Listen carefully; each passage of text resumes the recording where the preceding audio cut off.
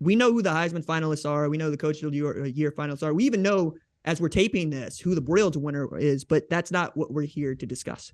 We're here to discuss our listeners' questions. And frankly, they've been coming through with some answers, yeah?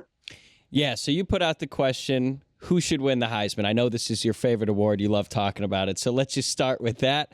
And our first response comes from Steve, who says, Cy. I assume Steve is an Oklahoma fan. Cy, Caleb Williams, by the largest margin in history. I don't know about that, but I do like Caleb Williams' chances. How do you feel about it?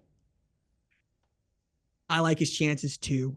Shout out to Steve, who is not only one of my great friends, but also helped me find this home where I do these shows from. Stand-up dude. You need a realtor, go talk to Steve.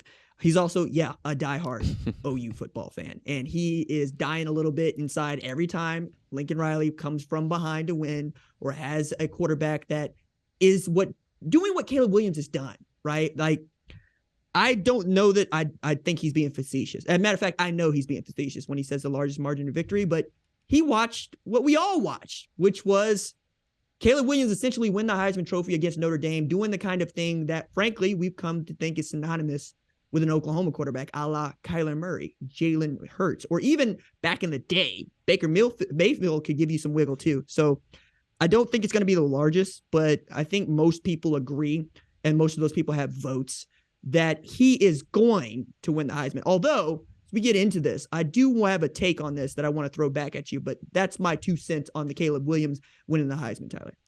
Yeah, I definitely think he won it against Notre Dame, as is tradition with USC players who won the Heisman. They seem to stamp it with an epic performance against Notre Dame, always results in a win, and I have the misfortune, I guess, of having to watch it on the other end. You look at Matt Leinart, he ended the regular season, awesome performance against Notre Dame, won the Heisman. Carson Palmer, same thing.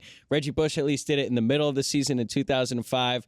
But all three of them won the Heisman. I think Caleb Williams is going to do the same, and honestly, for good reason. He's had an incredible year. Most people on the East Coast haven't really been able to watch it because USC start times are usually pretty late. But if you've been following it, he's had an unbelievable year in his first season at USC, and it could be just another Heisman winner for Lincoln Riley. 4,000-yard passer, in addition to his ability to make something happen when he should be dead in the backfield. 36 TDs. 2 fewer interceptions than CJ Stroud, who also, I believe, is, got an outside shot at winning the Heisman. He was my pick to start. But Tyler, going from that to the next question, I think is, we're talking about Ohio State. We're talking about quarterback. Yeah. Our next response, this one comes from Zay, who seems to agree with you. Zay says CJ Stroud is the most complete quarterback in college football. Now, his last game obviously wasn't that great, but he did have a really stellar season. How do you feel about Stroud's chances to win the award on Saturday night? I thought he still had an outside shot based on how Caleb Williams played against Utah and how many people would actually watch that game and say, I don't know. But the fact of the matter is the Heisman Trophy is really about who did you beat down at the end of the season, and do we care? And we care about USC beating down Notre Dame because that's a natural rivalry. I would argue Aiden Hutchinson made the Heisman finalist list for his performance against Ohio State in 2021. And the fact of the matter is, CJ Stroud is still the dude who, if you want to be mean about it, and people do, is the guy that lost to Michigan twice and hasn't won a championship. He's the best quarterback Ohio State's ever produced without winning those 2 things, which is why I'm so excited to see him against Georgia. And frankly, having an opportunity to win a national championship, but added in there is if it's not against Michigan, Michigan fans will still say the same thing. I think he's got a shot.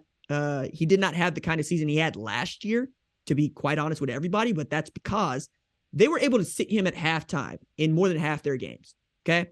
They were absolutely destroying people going into November, so much so that it felt like for a second there, Ohio State was going to be the number 1 team in the country come college football playoff selection Sunday. That's just not how it worked out. But how many guys get to go twice in back-to-back years? Usually you go twice, the second time you're winning, or you won the first time. And we have to fill this out. A la one Bryce Young was what I thought. That's really the kicker to me. Bryce Young is not going to New York. And I thought he was a shoo-in even after their loss to LSU. But I think Stroud has an opportunity here. I'll be interested to see where he lands inside the voting, how many second place, third place votes he gets as opposed to first place votes. But the way that this is done, and I want to lead this way. we have an abundance of Heisman voters that are in the Southeast. Okay. It's few in the Midwest, it's few on the West Coast. We don't really think about the East Coast as caring about the Heisman. Tyler, do you think that there are enough people in the Southeast voting for the Heisman to really steal votes from guys like Caleb Williams? Because frankly, they just didn't stay up to watch the games. I mean, it's possible. The fact that Stetson Bennett is a finalist would suggest that that's the case. Like, they're leaning towards the SEC because that's in their backyard. That's what they're watching. And that actually is our next response. This one comes from Law Dog, who mentions Stetson. He says, Stetson is the epitome of what a Heisman Trophy winner should be. He plays his best when the lights are brightest. Now, if you think about the discourse a year ago at this exact same time, right? People were clamoring for JT Daniels to be the starting quarterback at Georgia. JT just entered the transfer portal for what, the third time? Yes. And now Stetson is up to be a Heisman Trophy finalist. It's crazy how things turn out. But what do you think of Stetson's chances to win? I think he's going to finish in a really productive and cool third. And that is because we had to get somebody off of Georgia's football team onto the Heisman finalist list, because that's just how this works. It would be rather odd and awkward for the number one team in the country, who's also undefeated, to not have a Heisman finalist represented in New York. And because Stetson Bennett plays the all-important position that is quarterback, it's him. Now, I will add this. Stetson has absolutely changed up his whole get down since leading Georgia to its first national championship in 40 years.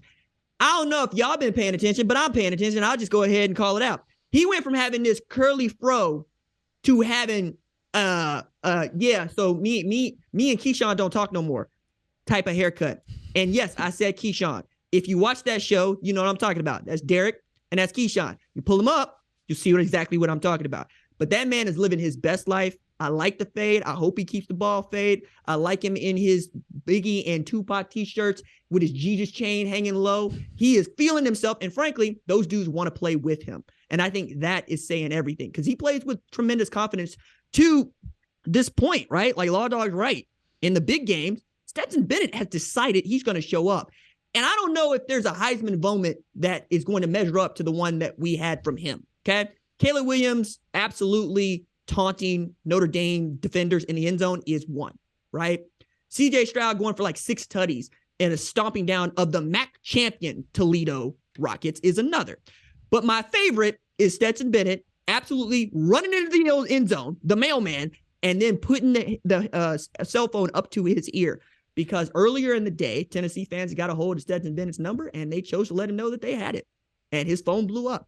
So he let him know, I heard you. Now, hold this L right here in Sanford.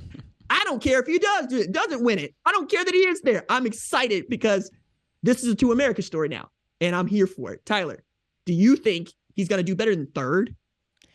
I don't know if he's going to do better than third. I'm really interested to see how the voting shakes out because, as you were saying, there's a lot of voters in the Southeast. On one hand, I think they might vote for him, but I think there were actually a lot of people, once the finalists were announced, that wanted Hendon Hooker to be a finalist, and for good reason. He suffered a season-ending injury against South Carolina, really threw off one Tennessee season and his Heisman hopes. It's unfortunate that he's not going to be in New York for the award because he's had an unbelievable season. So if Hooker does attract more votes, I could see Bennett potentially slipping down to 4, maybe even 5, but we'll see. Let's get to our next response. This one comes from Chris, who says, the best football player is Max Duggan, quarterback for TCU. The most talented is Williams. The best QB is Stroud. It depends on what you value the Heisman to be. So, RJ, what do you value the Heisman to be? I want the Heisman to be about the best player in college football, not the best offensive player in college football. Or best quarterback. And even so, right? Like, all right, so to the point about Max Duggan, he is the epitome of college football quarterback, right? That is not a dude that you expect to go into the NFL and light everybody up. He's not going to be at the top of anybody's draft board when it comes to talking about quarterbacks, but I think he's going to get a shot and he'll do well with that. But if you're talking about a man that embodies what it means to absolutely say, no, I'm going to win this game, I'm going to will us into this conversation, that's Max Duggan. And we got to see that against Kansas State as we've seen it all year in the Big 12 championship game, where they just fell short. But they fell short arguably because Sonny Dykes and Garrett Riley did not put the ball in Max Duggan's hands when the game was on the line. I'm not calling run plays in that situation. I've seen the Ginger go get it done, not unlike another Ginger who got it done in Andy Dalton. And I was really impressed and frankly moved by his tears in the postgame, because you could tell he had put everything out there and he won over the country. Like, if you didn't know who Max Duggan was before that game, you knew afterward, right? Now, is he going to win? No. Is he taking the spot that probably would have gone to Hendon Hooker? Yes.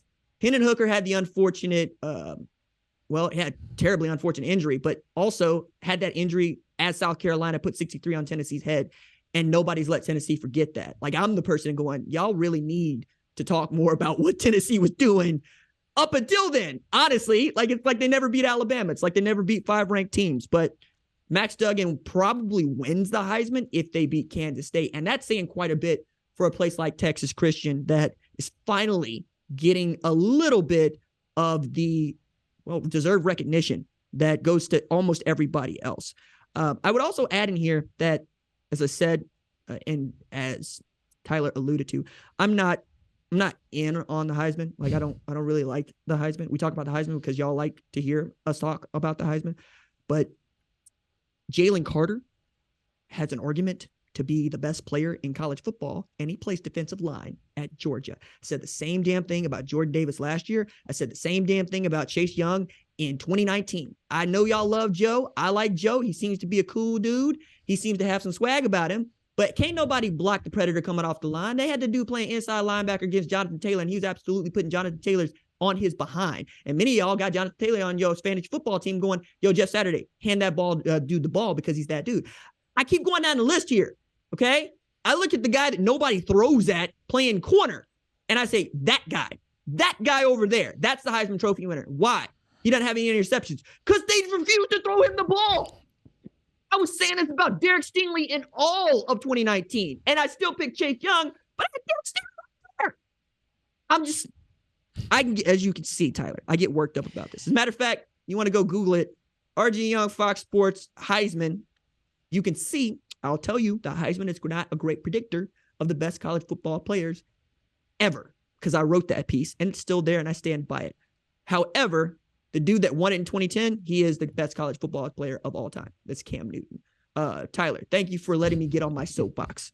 I was teeing you up, and if you're just listening to the podcast, you should have seen my face. I was clearly kind of egging RJ on because I know how he feels about this award. And honestly, I get it. 4 finalists, 4 quarterbacks, like all the criticisms are just right on display with that. But I have to ask you here, who's going to win the Heisman? The dude that writes profane messages on his fingernails. Like, I mean, honestly, you can't put him down. I mean, okay, the comp here is not Kyler Murray, as much as I want it to be, because Kyler Murray was a very quiet dude when it was all said and done. Caleb Williams is not.